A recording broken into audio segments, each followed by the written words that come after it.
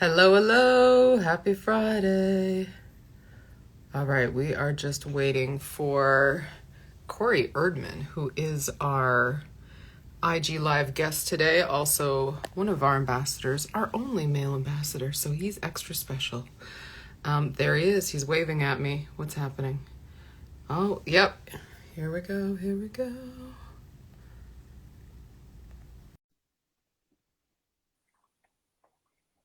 Uh-oh, I said yes.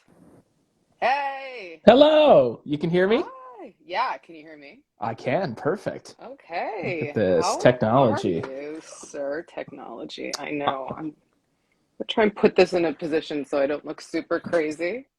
Yeah, And I luckily found an unopened selfie stick with the oh, tripod just for tonight. what? It's very fortuitous. Yeah, That is amazing. How did that even happen? I don't know. It's luck. The boxing gods are watching over us. The boxing IG live gods are with us today. How are you? I'm good. I've got the Christmas fireplace channel on right now. Oh, We've got okay, okay. maybe five or six holiday decorations up around the I condo, got which is nothing. more than Yeah, usual. Yeah, I mean usually we have nothing, but I don't know. I watched enough that's Lifetime and Hallmark movies that I had a little inspo. oh, I'll tell my friends at the Hallmark Channel you said that. Yeah, They're do it. Yeah, do it. If they're looking for a director, you can send them my way. we do need a Hallmark boxing movie. I We think do. has there been one? No, but like they're starting to really push the boundaries of what these holiday movies can Yeah, do. no, Like we totally watched they are. like Totally. what were we watching? We are watching the one with Sabrina the Teenage Witch, but she falls in love with like the actual Nutcracker who like is in human form and comes back to teach her Okay, the spirit of okay, Christmas. Yeah, I watched that one okay. last night. So if they can Interesting. go that far, I feel like we can have like a really cheesy holiday boxing movie too. Yeah, totally. Like the hometown hero comes back, and Yes. that's classic moves. You know what I'm Exactly. saying? Has to cut weight over Christmas. The worst. Okay. Can't touch The the worst stuffing. Yeah, the situation, worst. Yeah. and craziness ensues. And exactly. Of Can't course. eat the Yeah. pie.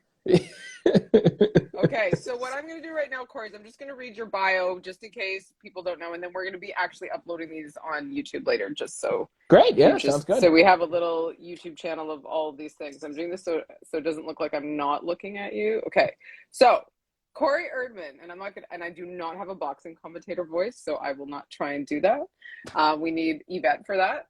Corey Erdman is a boxing commentator and writer. That's you. Based in Toronto, Ontario, he is one of the lead commentators for DAZN, also known as DAZN, and a frequent commentator. We'll tell them about the little activity they did to make sure people could say DAZN back in the day. It was quite interesting.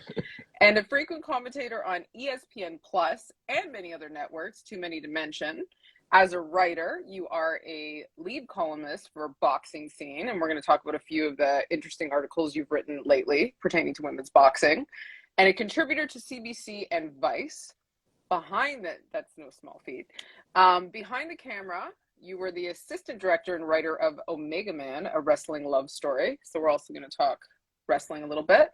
And it was nominated for a Canadian Screen Award in 2020. And again, I wish I noticed so I could have voted. You are also a writer and producer, respectively, on DAZN series 12 Rounds with Sugar Ray Leonard and The Making of Canelo and 40 Days. Yeah. That's a All lot that of is true. things. All that is All true. That's true. Yeah. Which goes to show you how many hats. Well, how many hats I enjoy wearing, but like you got to wear a lot of hats to but make it sometimes. but nowhere in there is talk of when we met and all the years you spent on the Fight Network. I did. I spent a long time on the How Fight long were you Network. there? Gosh, I want to say I spent 5 years at Fight Network, which Yeah. was for the time. I'll always be thankful for my time that I spent there. I mean, not only because for 5 years or however many years that I spent there, my Right. job was just being a television host talking about boxing 24/7, and Right. I was still able to continue my commentary on the side. And at that time, I was calling fights for PBC and for a lot of different places.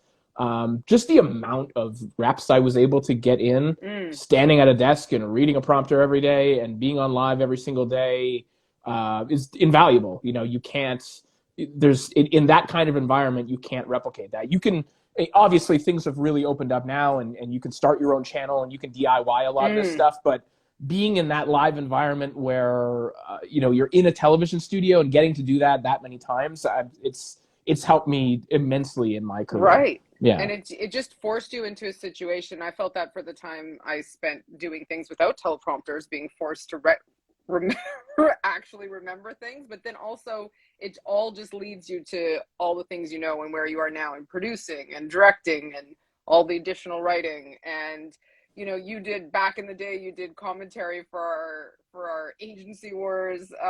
Not just back in the day. I would come back and do that anytime. Oh, you don't. We'll have you back on we'll some talk, of those types of events. But you know, and then moving into, you know, where we are now and how we thought you were so important to be one of our ambassadors, our only male ambassador. And the reason being is because you are such an ally to women's boxing, and you've always been such a positive voice. You've connected me and us with amazing women in the sport. And, you know, I think you just have such an interesting insight because you're so close to it and you've seen it evolve, right? Like over the past little while, even to when you were doing commentating, I think it was with Clarissa, right? When did you end up doing the commentating with Clarissa Shields? Yeah, I've done 2 shows with Clarissa. I want to say, 2018 we did 2 shows together, maybe. And I want to say 2018. Yeah. Yeah, and in our earlier conversation, you made a very good point that people in general in the boxing world, especially women, have to start opening their mind as to what they can do in the world of boxing, because more women are needed in all aspects of boxing, correct? Yeah, absolutely. I think, and there's 2 things there. I think that, you know, for people who are out there, for women who are out there who have an interest in boxing, you know, it's important to know that this is something that you can sustain. You can be involved in the sport in ways other than being an active fighter. And that doesn't mean that, oh, I can just be an amateur fighter. It means that you don't have to fight at all. You know, you can train, you can go to the gym, or you can do none of those things, but still be very actively involved in the sport. And it is important for women to be in different positions within the sport, in positions like mine, you know, and I'm so happy to see, you know, women like Christina Poncher and Cynthia Conti and Michaela Mayer getting regular commentary gigs as well, because it shouldn't just be my voice or male voices in general who are voices of authority, particularly when talking about women's boxing. So that's just one area, but just the more women in more positions that there are, theoretically, the better it will be for all women in the sport. And ultimately, what we all care about is the women in the ring. And when there are more voices that are female, whether it's on the air talking about it, whether it's behind the scenes as matchmakers making those decisions, whether it's as managers guiding the careers of wherever you want to kind of plug yourself in the sport, it's all at the end of the day going to help the fighters. Yeah, and you know, we've really thought about doing more training and mentoring, and you know, let's because I think a lot of women have imposter syndrome. I've had it myself, as to I can't, like I've had, and I'm not going to call out what friend said this, but she had literally bought a pair of boxing shoes and felt she couldn't wear them because she wasn't a real boxer. Right. I was like, what? Now we know not everybody has that feeling. No, and also you can wear boxing shoes. You can wear boxing shoes anywhere. I'm pretty sure I was watching like you know that YouTube series, like what are people wearing on the streets of New York City? Like you go in there to get some style inspiration. There was someone on there the other day that was wearing boxing shoes just walking around. Right. Now that you'll probably hurt your feet doing that, but you don't need to be a professional fighter to put your boxing boots on. You should look the part, especially if you're going to the gym.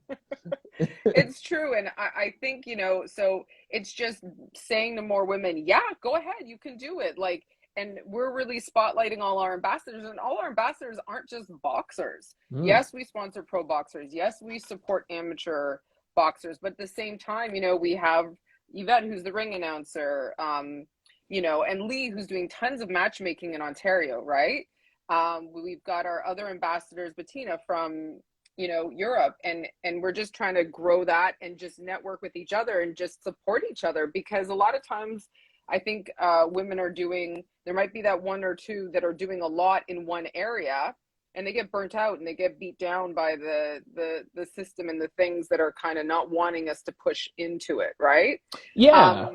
Well, and I was saying programs like this are important because it's kind of closing, it's bridging the gap and it's closing that circle, because so often, I find that there are communities like this, in other places, like Rama Ali's organization, for example, but it always feels like they're kind of siloed, right? And sometimes not intentionally, but if everyone can kind of band together, if more people know about one another and what they're doing in different areas and different countries and whatnot, it benefits everyone.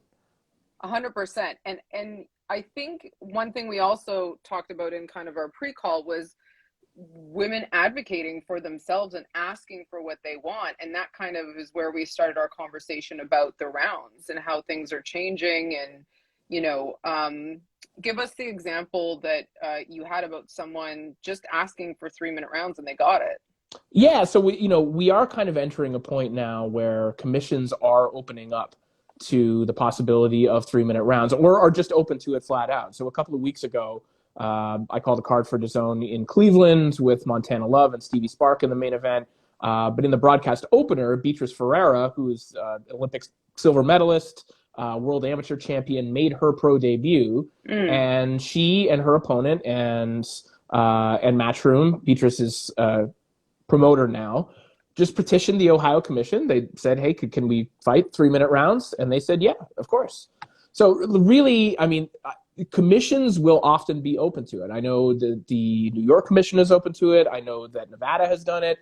Commissions across the United States and in other jurisdictions are now open to it. But, it still now is up to the fighters to do that calculus and decide, is that what I want to do given what I'm being paid? What does my promoter say about this? Because I do, my stance on this is that women should have the opportunity to fight 3-minute rounds if they want to, right? That option has to be on the table. I am sympathetic, and I want to say it was Katie Taylor. If it wasn't Katie Taylor, it was another high-level fighter that was in the scenario where they could have asked for this, but they said at that time, why would I fight an additional minute if I'm going to get paid the same amount? And that's true. I absolutely understand that, right? If you're whoever is paying you for that fight, if they're telling you if you fight an extra minute per round, you're not going to get $1 more. You as a worker should probably say no, right? The flip side of that is that one thing people have to recognize is how this is then being weaponized against women in boxing and women fighters, which is that so long as they are 2-minute rounds, people are going to take that to say this is less of a sport, right? They're not fighting quite as long. Right. And then promoters or whoever is signing the check, networks, are going to say, well, they're not fighting quite as long, so we can pay them less. Right? So you have to look at, well, how are the other side isn't negotiating in good faith here, right? So how is this being used against you when, and you'll sometimes hear some arguments that sound like, they are on the side of women. So you'll hear some people say, oh, well, I actually want it to stay 2-minute rounds because it's more exciting. And to that I would say, okay, women's boxing is very exciting. I totally agree. However, would the same not be true for men?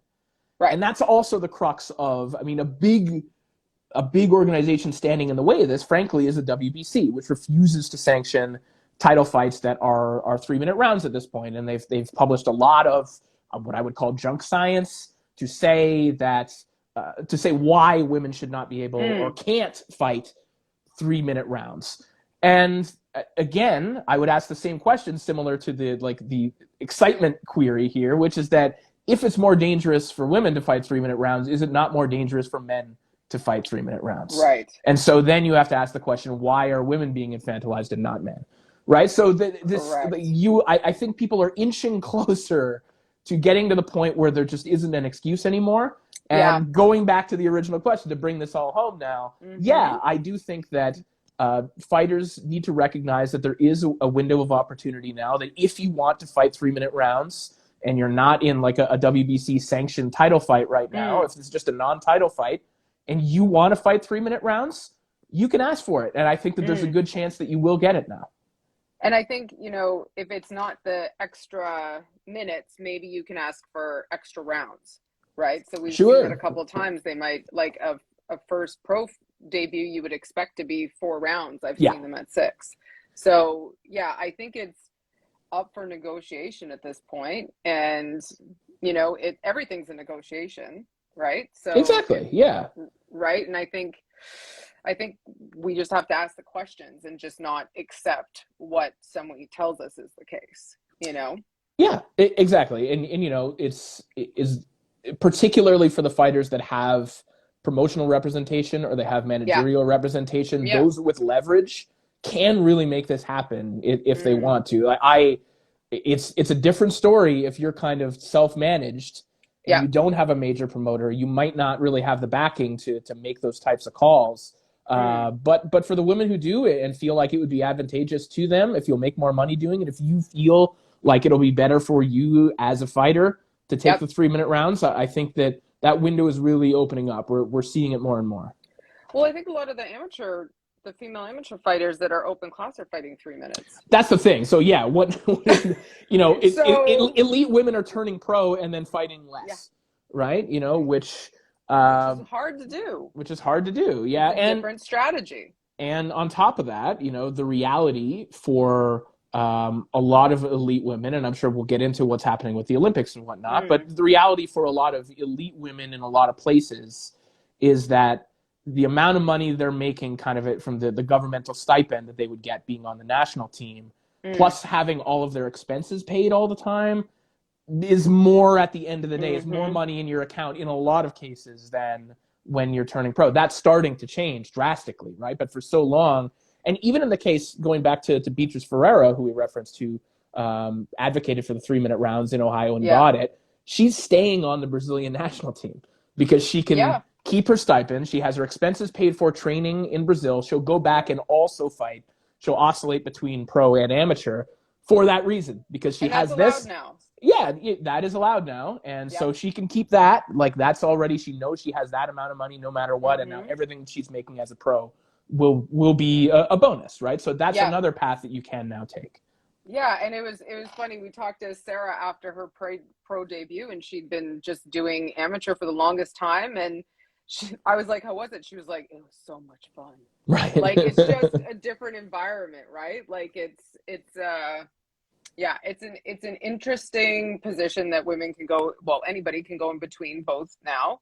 And, okay, so 2 things.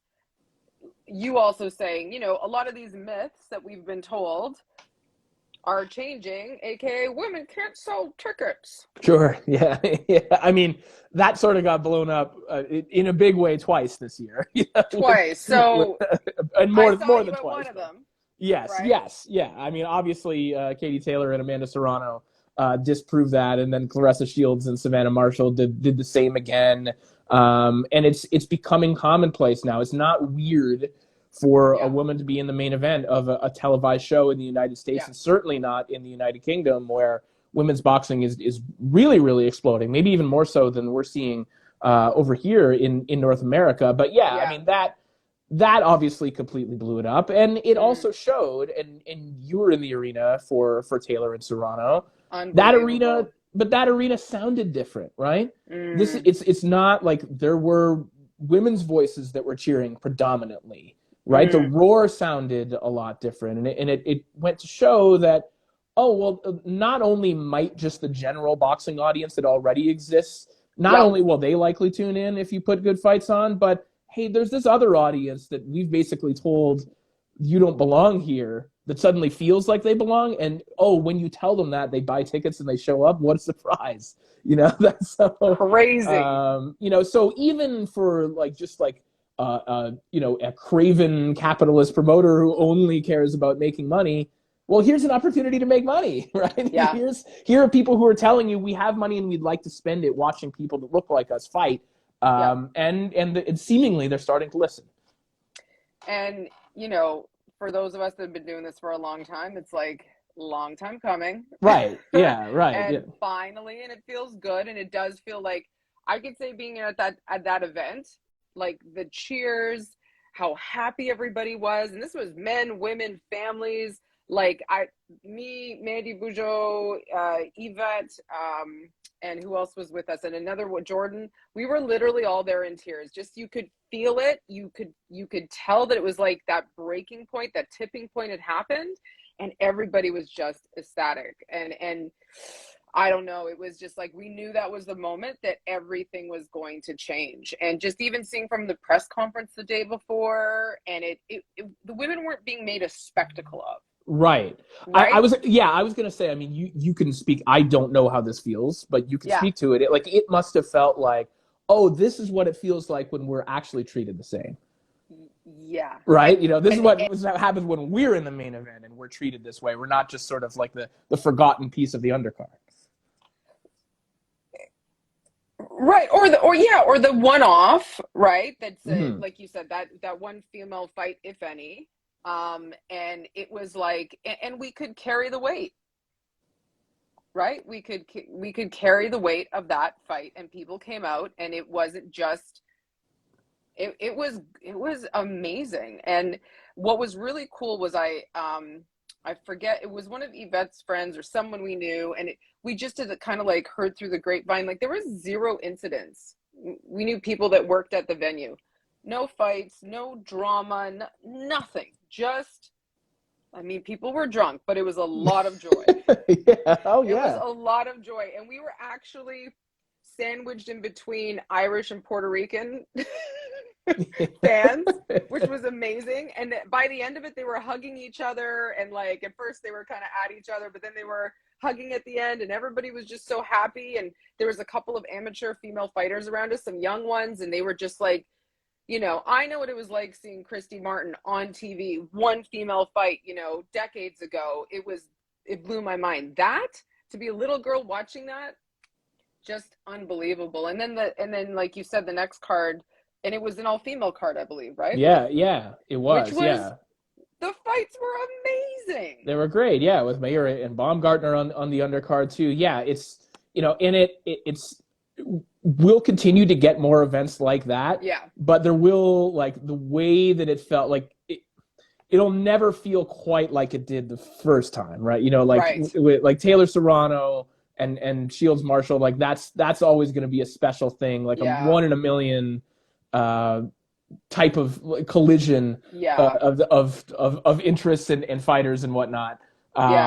But yeah, I mean, we'll continue to get more of those. But it was definitely special being there for one. And of course, Franchon's fight was amazing, and we were thank you for connecting us with her, and we sponsor her, and like to see our logo on her, like on the screens, like at that event. And wow, did she ever, Franchon, if you were on here, that outfit is still in my dreams. That walkout outfit, like and she actually is now customizing fight outfits for women and men.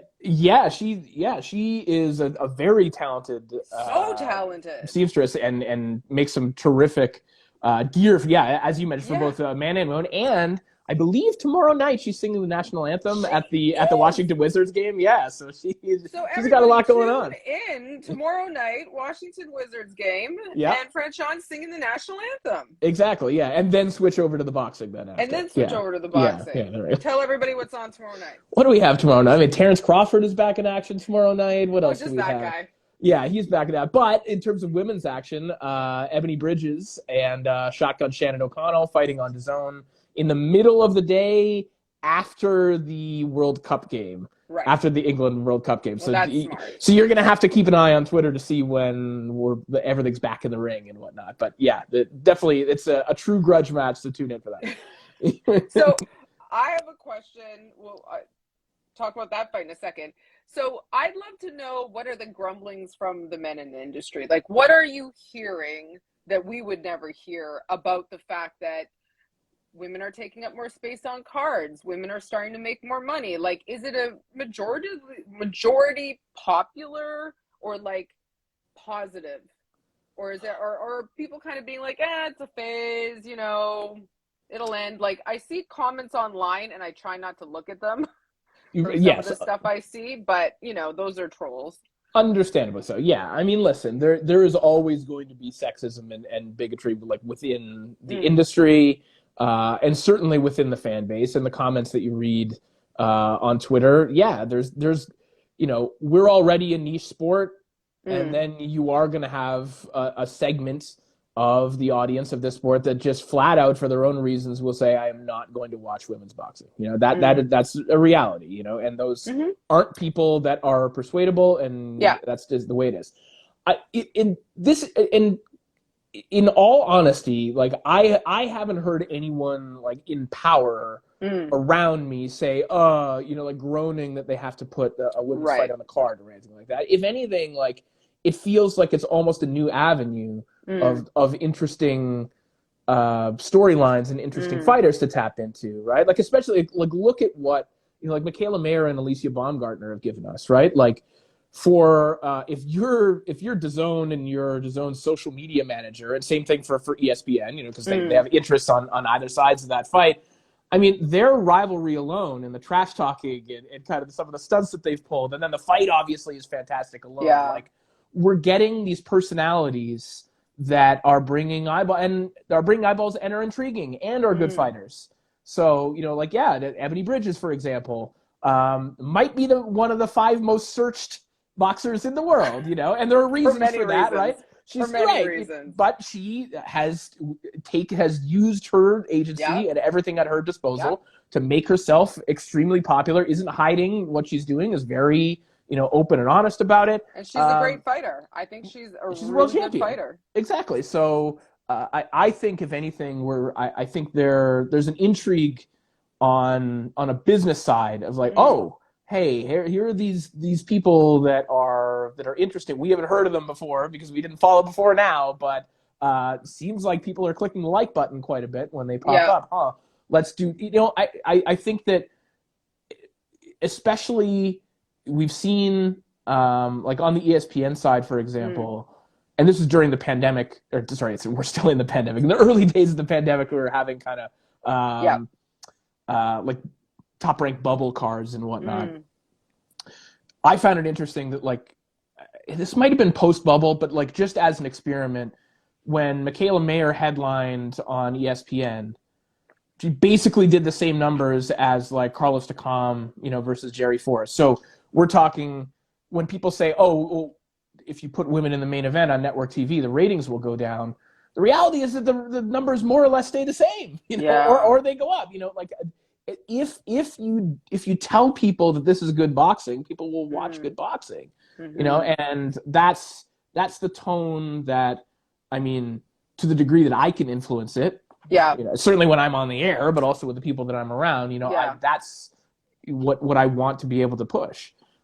And sometimes I'm not gonna lie, some of the commentary that. Not from you, my dear, but I've heard some commentary on female fights, and I'm like, I mean, you hear commentary on all fights, and you get a little cringy, but of course, yeah. but to your point earlier, that's why women need to step up and not be afraid to, be the voice, right? I know Holly's been doing a bit of commentary in LA.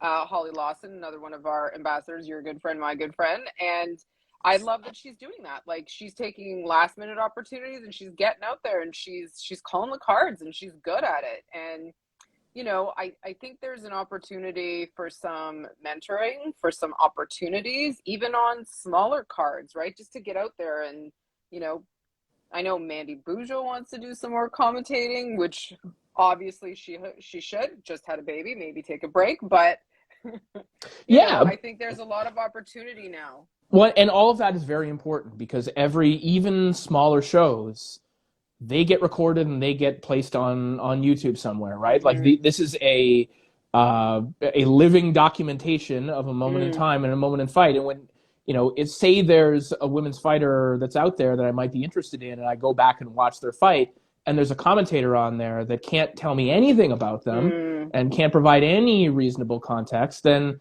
maybe I don't come back. Maybe I'm not sold on that person. And it's not... That's a good point. Right? It's not necessarily our job as a commentator to be a PR person, but it is our job to be... Like, I think of my job when I go on the air I am attempting to be the most knowledgeable about the two people in the ring outside of the two people in the ring about themselves, right? That's my goal. Now, that may not be possible. You do it well. But that's what I'm hoping to do. So it does make a difference if, you're on like a club show somewhere and there's a stream and and the commentator doesn't know anything about them. Well, that's going to live on the internet, and it doesn't help things, right? No. So that is very important, and I think that is one thing that we still do see in either like writing or commentary about women's fights. Oftentimes, you will just hear there's just a lack of context from the commentators, right? They might be able to call the fight well.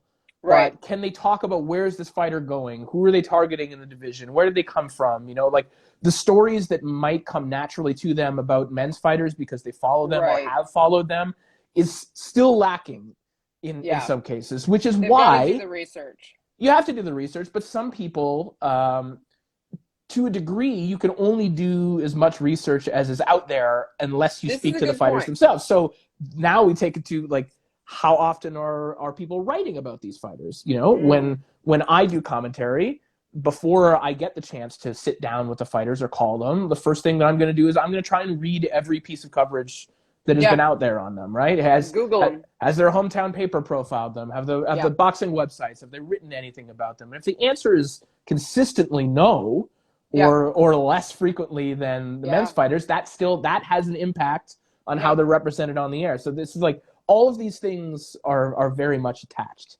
And these are important this is important things for fighters to understand, because they can't just, it's one thing to just train in a gym and do what you need to do, but like the promoters are going to find you in your gym. You know what I mean? Like, don't be scared to promote yourself, right?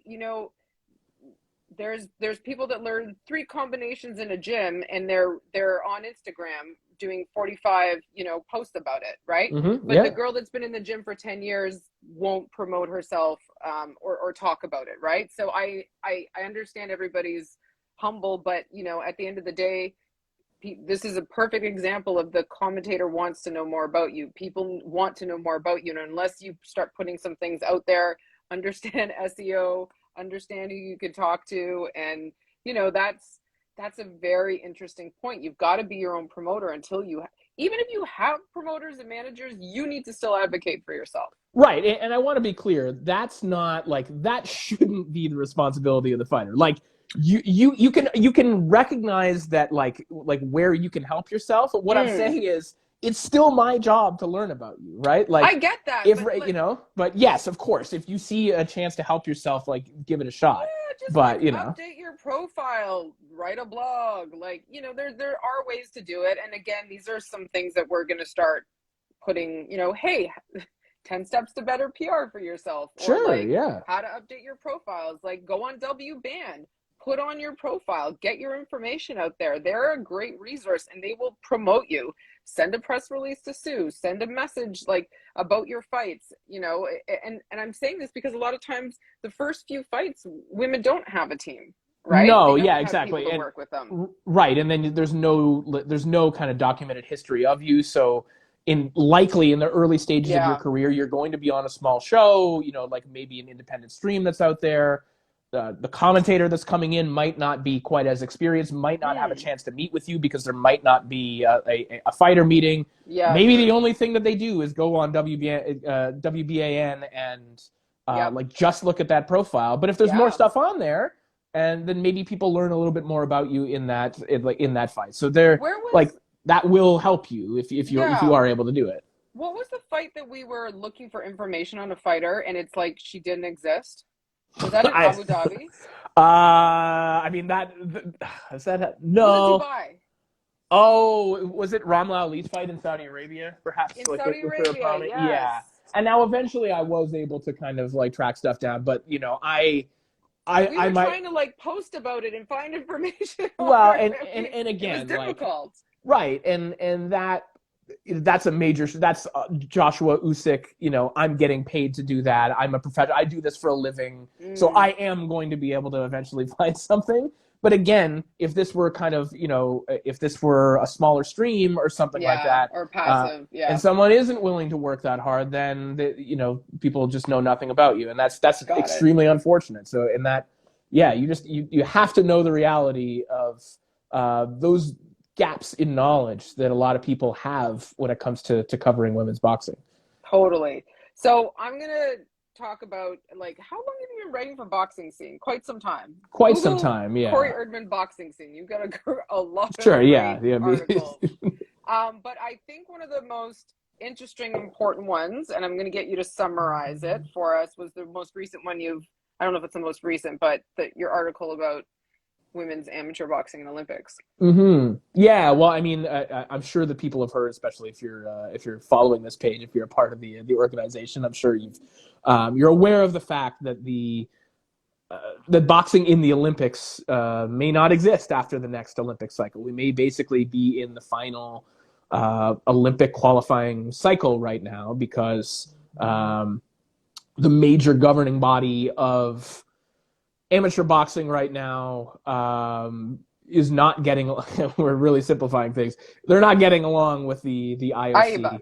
Yes, exactly. And the International Olympic Committee doesn't like what's happening with AIBA right now, or IBA. I guess they're calling themselves now. Oh, sorry. But everyone knows what we mean. And the IBA is not willing to change their governance and their tactics. And so as a result, we're basically faced with the reality that after Paris, there probably won't be boxing in the next Olympic cycle. And I mean, that hourglass seems to be running out quickly. It's not a done deal yet. But that's all boxing. It's not just women's boxing. It's all boxing. Honeymoon stage. Of course, it is all boxing, and it will impact everyone greatly. But as we know, it will disproportionately impact women. I mean, the reality is that, as we're talking about, just as it stands, women still have fewer opportunities than men do in the pro game, and there's less funding often for women's programs globally. Even at the international level, than there is for men's programs. So if you take them away, they will be impacted disproportionately. That's not saying that men won't, but how have we, what has been the catalyst for the big turnaround in terms of popularity and exposure for women's boxing? Well, it's been an influx of high-level women from the amateur scene after 2012, after the debut of women's boxing in the Olympics.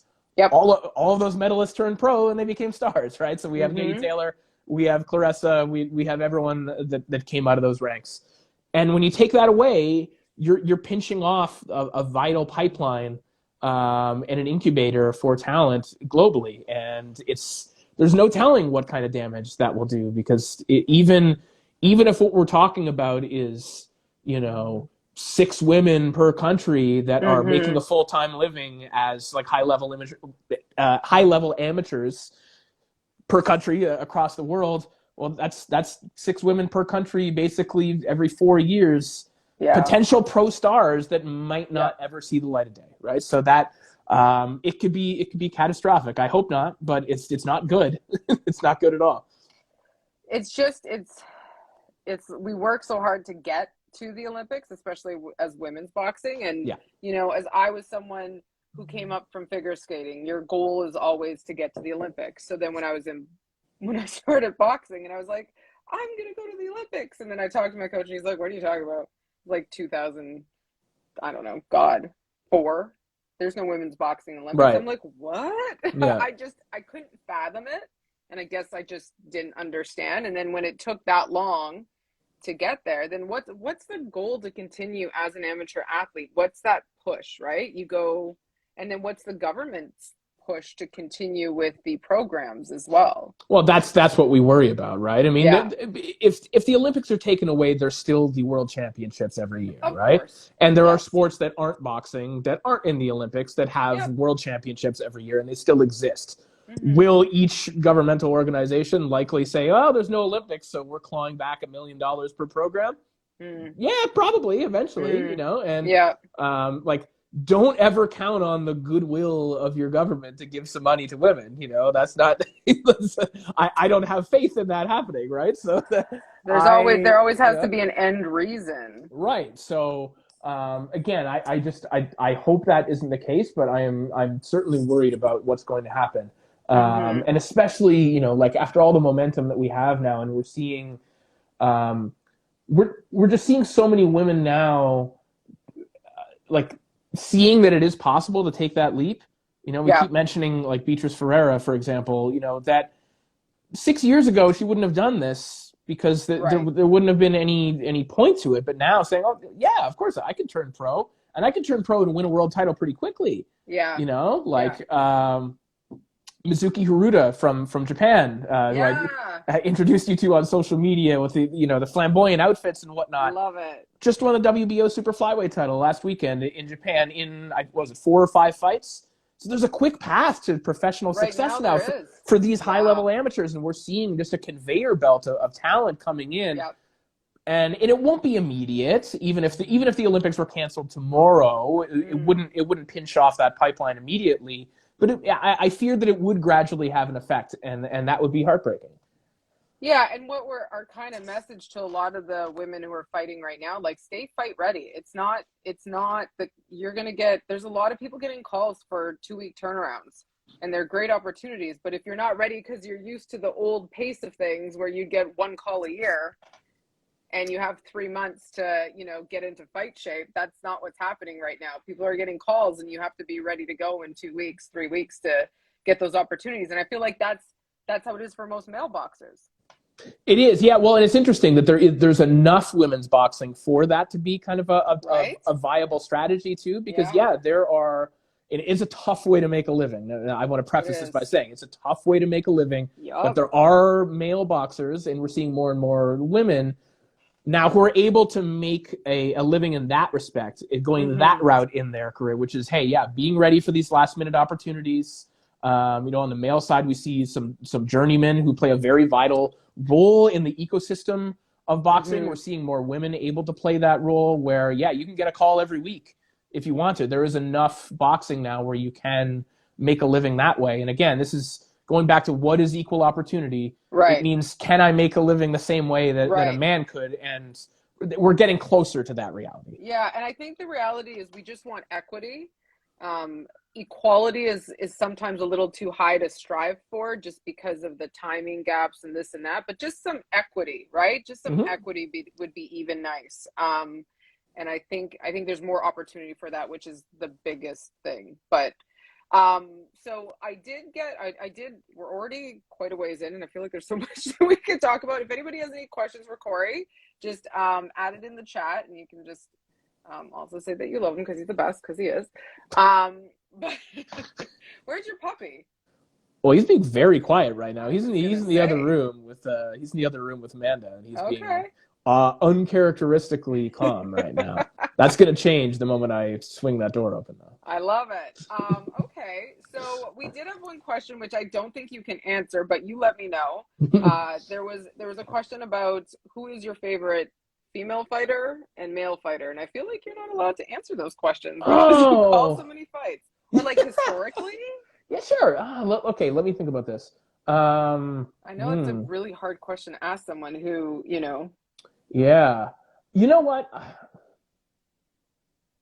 I'm going to bring up Mizuki Haruta again because I think, she did just win a world title. I also think that she's just such an interesting personality and has just such a different take on how to market yourself, like bringing anime and Japanese street fashion and pro wrestling theatrics into the equation. Pretty awesome. Just isn't a personality like anything else in women's boxing right now. It's a boring answer, but in terms of excitement per fight, like Katie Taylor might just be my favorite fighter, period. I don't know. Maybe, I don't know. That's not really like a hot or controversial pick at all. My favorite fighters of all time, like on the male side, it's kind of gone sort of in periods. Like growing up, Roy Jones Jr. felt like Superman to me. And then, as I got a little older and you start kind of wanting like a hipster pick, then I really started loving Winky Wright, who I then named my cat after as years went on. Yeah, right. But like all-time favorite people to watch, like if we're talking like just pure unadulterated violence and action, I would say Bobby Chacon and Jorge Arce. So there's some like Look those a up. little more under the radar picks, although they're Hall of Fame caliber fighters. Of course. Yeah, might be some new names for people out there. And okay, so that would have answered that question. What do you have coming up? I feel like I'm surprised we even got you. Yeah. Sitting still long enough to yeah. go on this live. On a Friday, no less. Yeah, usually I'm somewhere else. No less. Oh, man. Well, next weekend, I'll be on ESPN Plus calling fights from Shawinigan, Quebec. Arslanbek Makhmudov and Michael Wallace will be in the main event. Mary Spencer also fighting on that card against Femke Hermans. So that'll be very interesting. Mary. Yeah, and Mary against, a proven world caliber contender who's been in there with Claressa and Savannah Marshall. Femke probably in the autumn of her career, but still, if Mary can dominate her the way that she's been dominating everyone else, that sends a pretty loud message. And the buzz about Mary Spencer is really, really intensifying. And to my knowledge, and this would be, Vanessa Bradford almost accomplished this when she fought Hyun-Mi Choi a couple of weekends ago. But if Mary Spencer goes on to win a world title, as we would expect her to, I believe that she would be the first Canadian Indigenous woman to ever do that. So she would be the first Canadian Indigenous woman to ever win a world boxing title. So that is what's at stake. It is a pretty monumental After she achievement. went to the Olympics as Correct. the first female gone to the Olympics from Canada. Like just bam, bam, doing all the things. Right. So I think she's awesome. And she's awesome. Yeah. Right. So I think that's if she has her way with Hermans in this fight, I think it's an indicator that she's probably fighting for a world title next, and has a very good chance of winning it. Oh, well, that's super exciting. And there's just so much boxing to watch all the time now, which is like you can literally there's something to watch every weekend, which is so exciting. Oh, there's too much to watch every weekend, and that's just like there's almost too much to watch just in terms of what's being like mainstream broadcast by the broadcasters that we know. If you include kind of the international streams and lower level stuff, there is more boxing at your disposal than ever before. There's more boxing being broadcasted at any other time in human history right now. And very exciting for us. And I don't know if Helene's going to get mad that I'm talking about this. I think we can talk about it. It hasn't happened yet, but like we're in the process of getting our gloves okayed for professional fights. Yes, which would be huge. Women can be wearing our gloves in the professional fights, and I dare to say we might be the first. Helene, we might be the first women-owned boxing brand to do that if we can accomplish it. I think that's a safe bet. I mean, we can look it up, but I think that's the percentage chance that's correct is high. Yeah. Imagine having gloves that actually are made for your hands. Very important. It's important. Very important. So we're going to work towards that, which is exciting. So stay tuned for more of that information. Yeah. But yeah, like I think there's just some things that, there's so many aspects about women fighting that might not get thought about, right? Like. Yeah. Well, and I mean, that just seems so fundamental, and you wouldn't think about it in any other, it's not like in the WNBA, they don't say, well, you're going to wear men's Jordans. You have no choice. Like. I mean, like even still with shoes, there aren't a ton of like women's boxing shoes. Yeah. There's no women's boxing shoes. It doesn't exist. So right. We'll get to that one day, but we'll stick with what we're doing for now. Well, this is why it's important, because until someone, until someone like yourself does something like that, like when was Everlast gonna just make a glove for women's hands? If you're waiting for big brands to do this, like you might wind up waiting for a while. And if Everlast already has a glove like that, I apologize to Everlast out there. Gloves. Yeah, right. Well, of course, pink women's gloves. Like a lot of brands have pink women's gloves. Right. I don't know. They call them women's gloves, but I don't know what the exact design. A lot of times there are a lot of glove lines that do fit women better, right? Yes, right. Yes.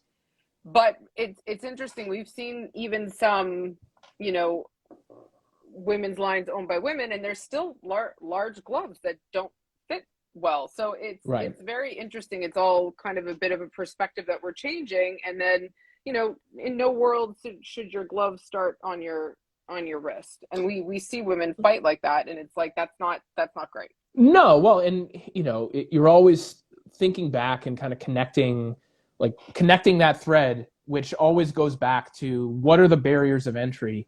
Mm-hmm. And for so long, before there were programs like yours, it was, and it still is in most gyms. It's not really a comfortable place for women to enter, right? It's mostly male dominated. Your coaches are going to be male. Like the thought process behind what this sport is very hyper masculine. Like, and then if for the first time that you step in the gym, the only equipment that's there, looks like an oven mitt, halfway up your forearm, maybe you don't come back, right? Yeah. Like, so it's all these little things that, like, how can we make this more inclusive, and that at every step of the way there isn't that feeling like you're an outsider in this. Yep. Right? That things are like you are thought about when we have conceived things.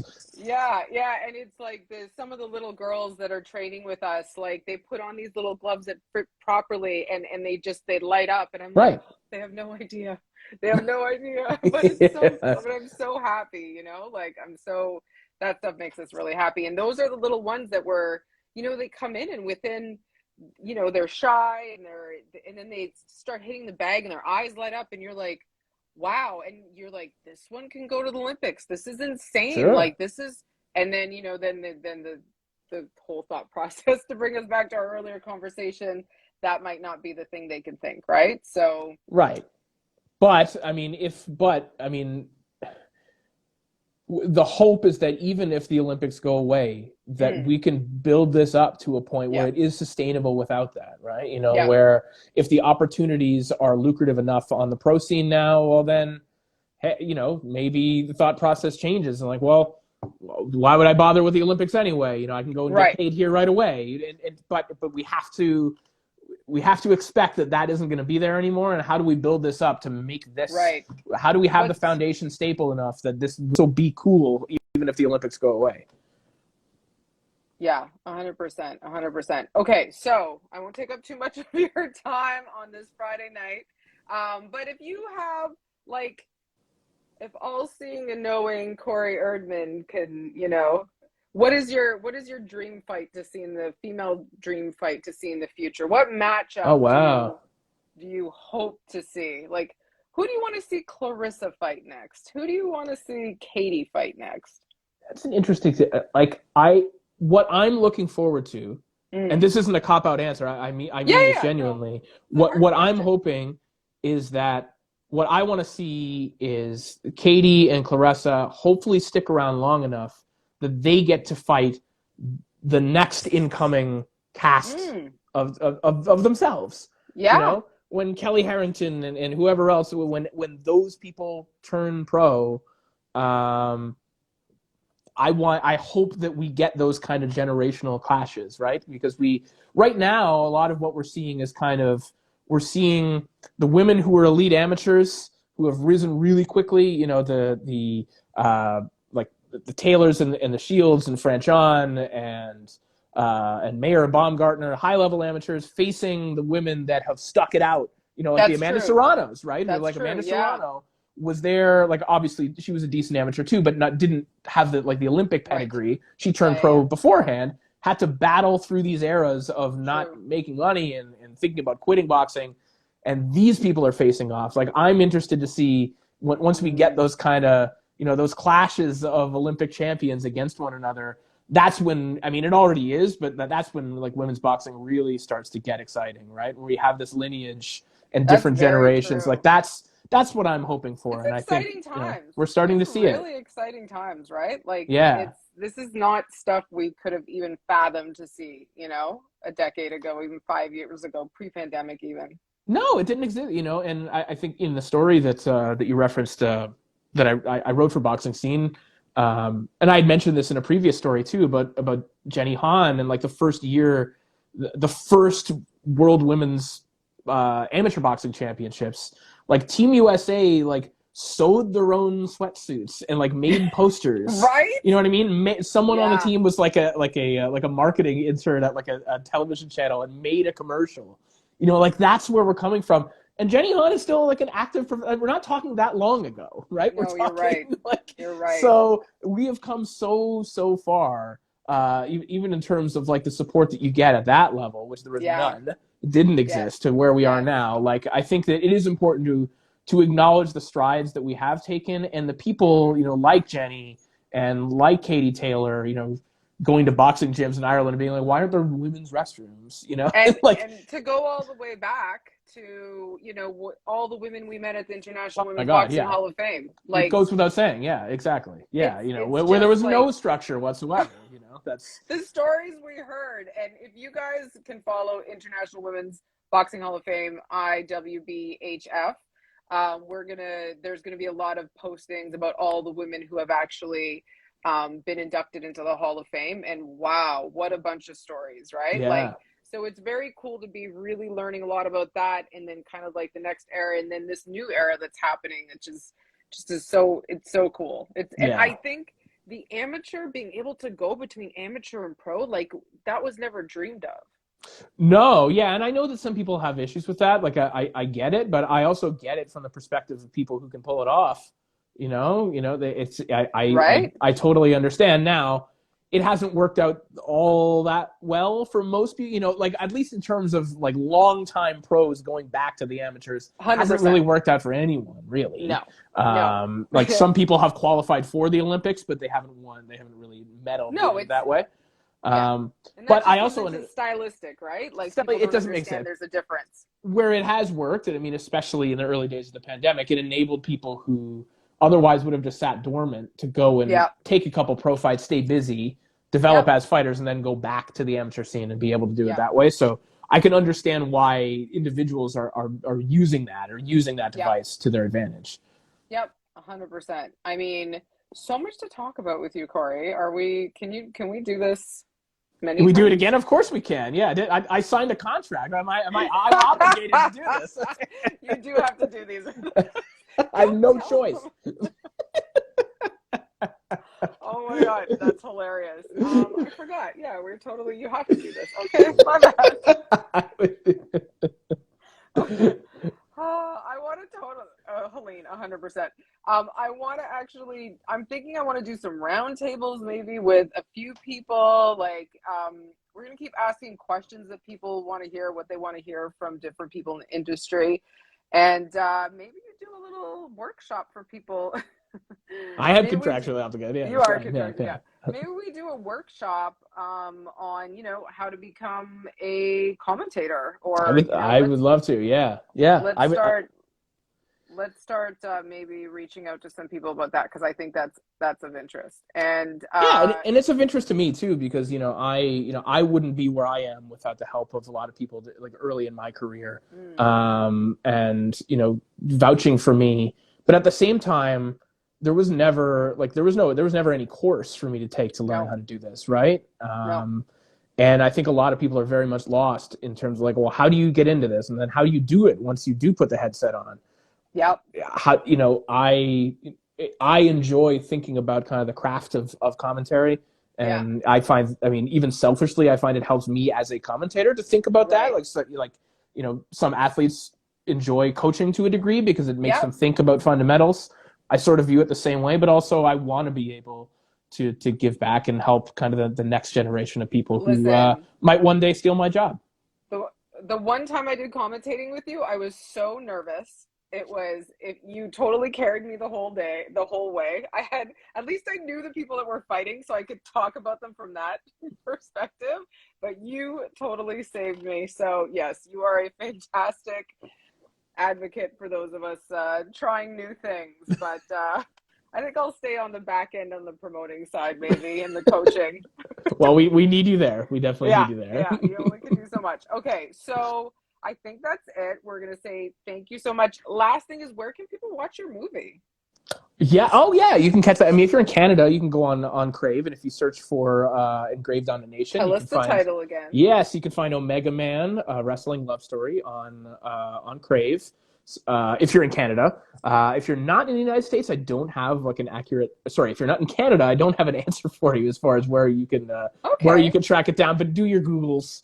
You'll find it somewhere. Okay. And then if you do want to watch the making of Canelo as well, which was one of the producers on, that's on DAZN. I find it really interesting because it's mainly Canelo watching a lot of his prior fights back and commenting on it kind of in real time, which it's not. You don't often see high level boxers breaking down their own technique kind of on the fly like that. So it's a very interesting lens. Like you don't really see Canelo talk like that anywhere else. So check it out if you're a fan of Canelo, or if you're just a fan of boxing and like nerding out a little bit. I'm surprised. I'd be surprised if somebody isn't a fan of Canelo. Like I know that exists, but I'm sure it exists somewhere. Yeah.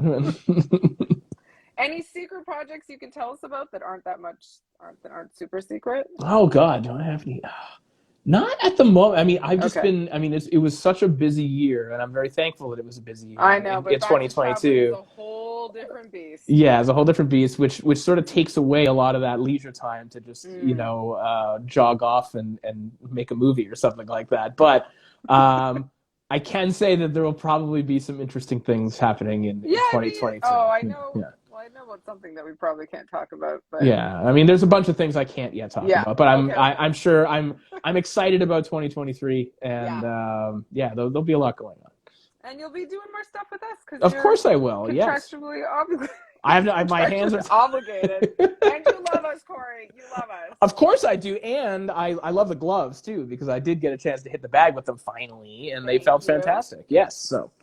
Well, even with male hands, you can still use them. It's all right. Imagine that. Yeah. Hey, listen, all the male coaches love all our coaching gear. Yeah.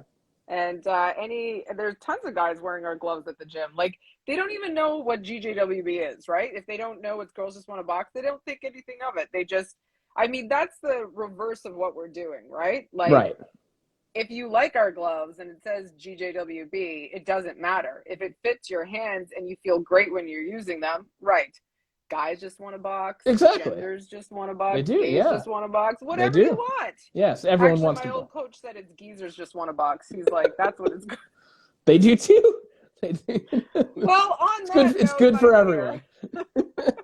Thank you again. We're going to post this. This will live on for life. I hope I didn't say anything too crazy. And we will see you very soon.